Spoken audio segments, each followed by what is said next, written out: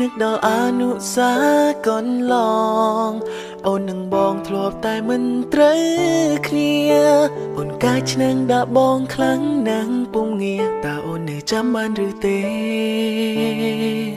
ពេលដែលតាមស្រឡាញ់ដំបងអូនជេរបងស្ទើរតែរៀងរាល់ថ្ងៃហេតុផលទាំងនេះហើយធ្វើឲ្យហរតីរតែស្ខ្លាញ់